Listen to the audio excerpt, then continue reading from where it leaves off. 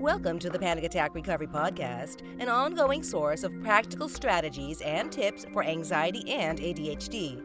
We're a collaboration of former sufferers helping those currently struggling with anxiety, panic attacks, and ADHD so they can express their true competencies in life. Now, here is Matthew, your host.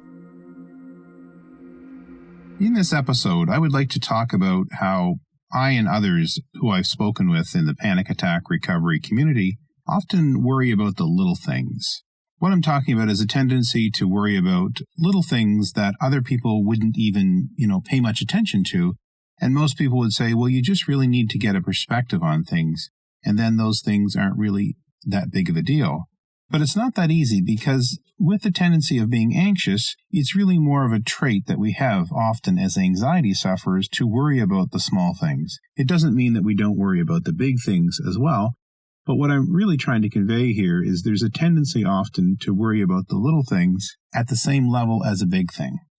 Now, someone who doesn't suffer from anxiety cannot appreciate these differences.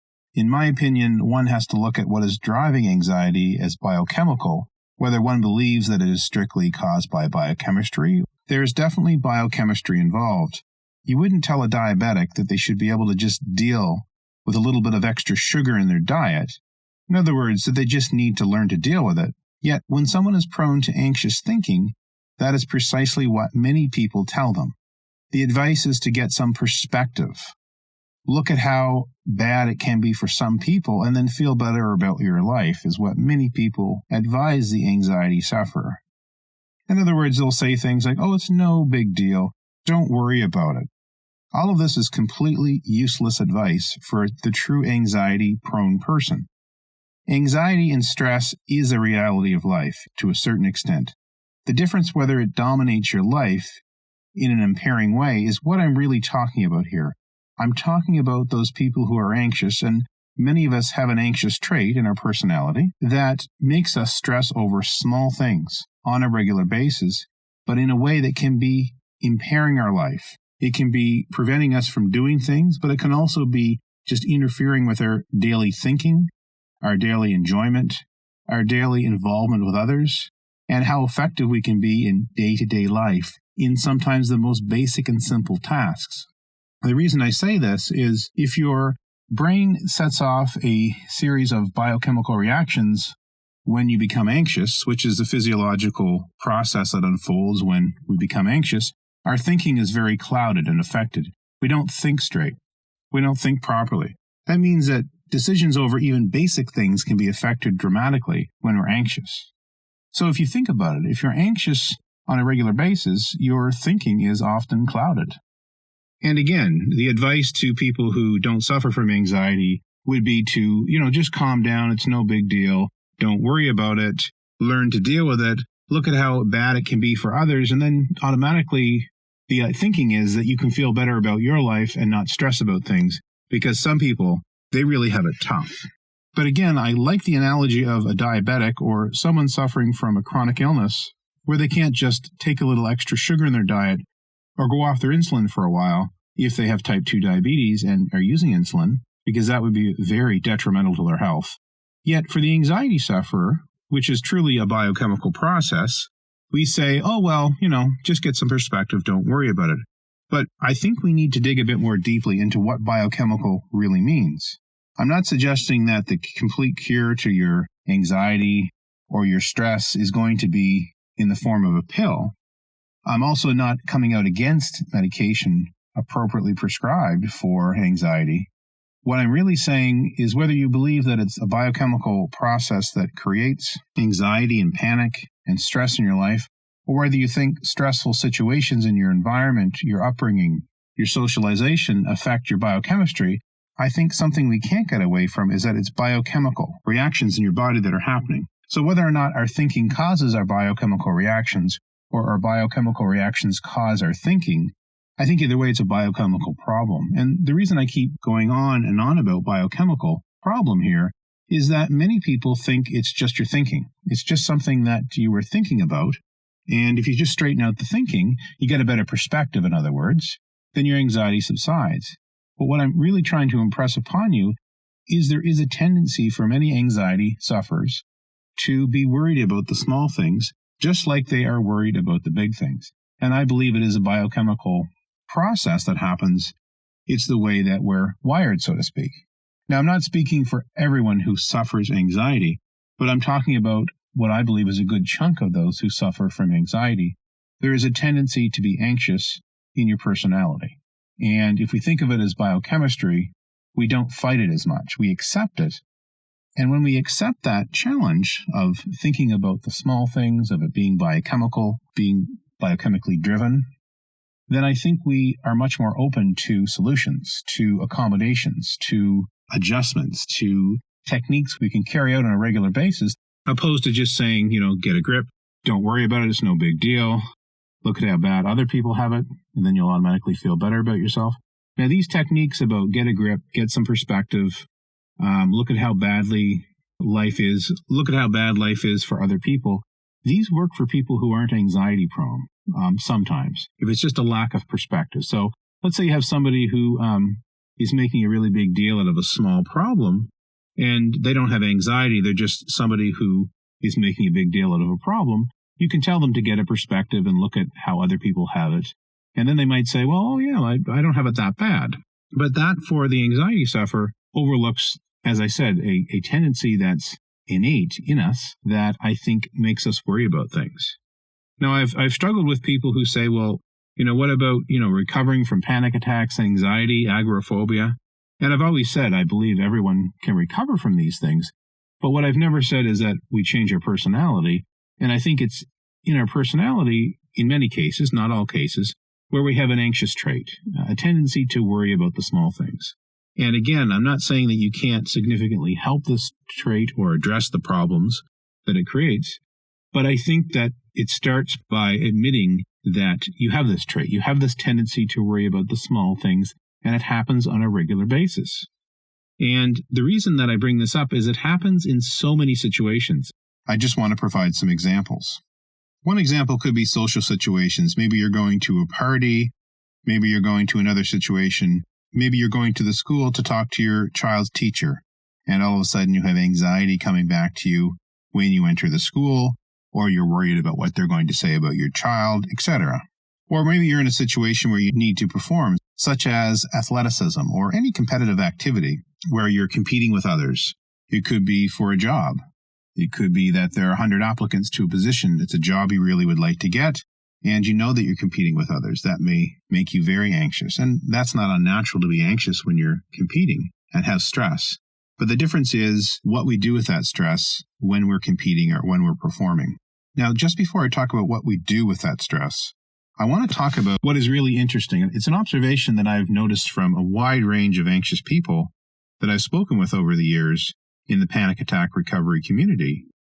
Many people say things like, in the panic attack recovery community, many people talk to us and say things such as, I'm not competitive. I'm not a competitive person. I don't like competition. And I have to say, having experienced this myself, I would say that I've also said that I'm not competitive. But I think we really don't like the feeling of comparing ourselves to others, because we might come up short in terms of our own self-evaluation. This is likely due to some self-esteem challenges. And at this point, I would just like to mention we have a whole video series on self-esteem. I would encourage you to check this out, and I think that you would find it very beneficial. You can get this from visiting our website at panicattackrecovery.com and signing up for our newsletter, or you can simply go to our YouTube channel, Panic Attack Recovery. Just do a search of Panic Attack Recovery on YouTube, and you'll see a playlist called Self-Esteem. There are a series of videos that are dedicated to the topic of self-esteem because this is often a struggle. And why I'm bringing it up today is I think that self-esteem and comparing ourselves to others when we have a great difficulty with the idea of competition is often driven by self-esteem. So part of the solution to stress when we're having to compete is learning to look at self-esteem and learning to look at the challenges we have with self-esteem. And there are steps you can take to improve your self-esteem. I'm not talking about artificially inflating your self-esteem. I'm talking about authentic appreciation of yourself and your self-esteem. So I would encourage you to check out those videos as one solution, and I've given you 2 ways you can do so. But today, suffices to say, anxious people often say that they are not competitive.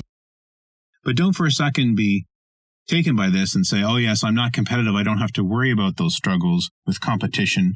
But rather start to look at your life as often, because you're someone who maybe worries about small things, you're often comparing yourself to others in many situations in your daily life.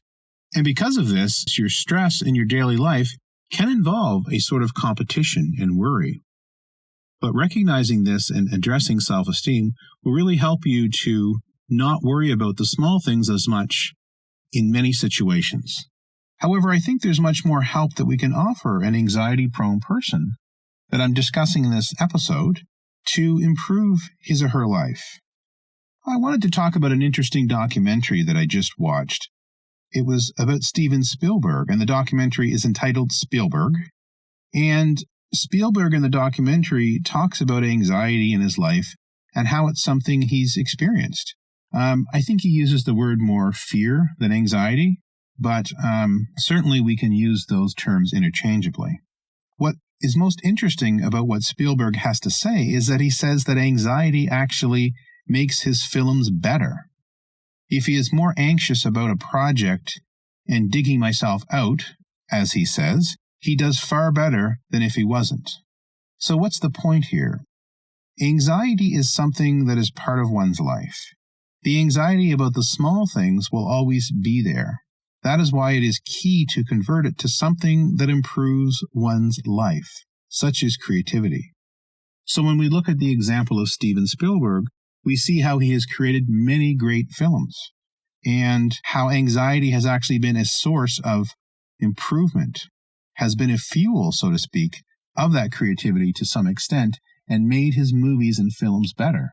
And I really want to impress upon you that rather than trying to eradicate this tendency of worry that the anxiety-prone person has, and I think many of us have, we can use it to our advantage and recognize that it has value. But again, I'm not saying one can't get over his or her panic attacks, panic disorder, or agoraphobia, or severe anxiety. But what I'm talking about is that this lower level of anxiety that many anxiety sufferers continue to experience even after recovering from severe anxiety is something you don't have to have running your life. But I think if you are not aware of the fact that it's running in the background at some level, it will run your life. My attempt today in these podcasts is to give you some solutions. Number 1 was self-esteem, and number 2 was to look at how anxiety can be a fuel for your creativity, or it can be at least converted to creative activities. And what I really want to impress upon you is not to worry if you don't think of yourself as a creative type. Don't think of yourself as an artist, a musician, a writer, etc. I'm not talking about just that type of creativity. Though the example I've given about Steven Spielberg might make you think that, that's not restricted to Steven Spielberg, that tendency. I believe that all of us have creative abilities that can be set free if we learn to deal with our anxiety in appropriate ways. In the area of creativity, I will just say that we have also created a whole video series on creativity, which talks about how you can convert anxiety into something that improves your life. We would also encourage you to check this out. And again, this notion of creativity in this creativity series is for everyone, because I believe that in some way we are all creative or good at problem solving, or put another way, making a meaningful difference in the world, no matter how big or small. What I find really interesting, and I would encourage you to try the following, is go about your life for a week and start to notice the creative abilities in others. Start to directly see if you can see how people are good at problem solving, fixing things, coming up with solutions on the fly when they have to, or even just overall creating things. Look at the creative spirit that people have, the creative tendency that people have to create things, problem solve. And I think you'll be amazed at how creative many people are. And the point really here is to recognize that creativity exists in many forms. It could be somebody who's just very witty when you have a conversation with him or her. it can be a variety of expressions of creativity, and that's just the nature of creativity. It really is sort of unlimited in terms of its potential and in terms of its influence and in terms of how much it covers. Creativity can mean many things. A final point that I wish to talk about, and I would go back to the documentary that I mentioned about Steven Spielberg, is Spielberg in the documentary talked about how between working on projects and films and whatnot, it was not very fun for him. The anxiety and stressful thoughts, again, I think he used the word thoughts and fear, would come back to him between projects. So, in other words, the constant chatter that interferes with your life through the form of sort of anxiety, perhaps about lower level things, is there. And often a great way to deal with it is to do something productive and creative. And that's really what I'm getting at with creativity, is you can learn to displace the anxiety. But I think if you're not doing something productive or creative and you're not addressing your self-esteem and you're not looking at how anxiety can operate in the background as this low-level chatter, so to speak, then I think you're doing yourself a disservice because you're allowing something to run your life and you're not aware that you're doing so. But again, I just want to recap. Number one, it's really important to recognize that anxiety can operate in the background about things that may seem very minor. But over time, our anxiety can continue, especially if it's not noticed. Or we may just feel that we're down or we're somehow lethargic. It could be a form of anxiety at a low level, just sort of wearing you down if you're not aware that this is happening.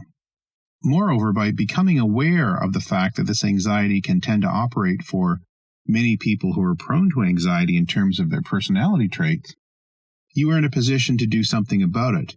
And once you bring awareness to this tendency, it starts to change immediately and lift, and life can start to improve. And secondly, look at your self-esteem. I would encourage you to check out our series on self-esteem and really consider whether there may be some self-esteem issues. And again, self-esteem is not referring to artificially pumping up your self-esteem, sort of that rah, rah, rah. This is much more. This is looking at self-esteem in a very practical way, but in a way where you can authentically be comfortable with yourself and okay with yourself. And when you have that comfort level, you don't tend to compare yourself to others and have that constant chatter of anxiety nearly as often. And number 3, consider our series on creativity as well. Again, another video series, just like self-esteem, but this time on creativity. And this discusses the notion that if you keep yourself productive and busy creating things, then it displaces this low level of anxious chatter that tends to operate in our minds sometimes when we're not working on something productive. And again, please keep in mind, when I mention creativity, I believe that creativity can apply to everyone, not just people who are artists, musicians, what have you, but everyone. All of us have this innate creative ability that, if turned on, can make us feel good about what we accomplish, but can also convert our anxiety into something very meaningful. Maybe that tendency to stress and to worry can be converted into high-quality work. But that is a much healthier way to deal with the anxiety rather than just having it operate your life. Thank you for listening to the Panic Attack Recovery Podcast. Make sure that you have subscribed to our podcast and please comment and rate us on iTunes or wherever you listen to your podcasts. All show notes and links are accessible from our website. Please visit our site and subscribe to our free newsletter at panicattackrecovery.com. All information has been provided for educational purposes. Please consult a healthcare professional about any disorder or condition and the applicability of any information provided in this podcast.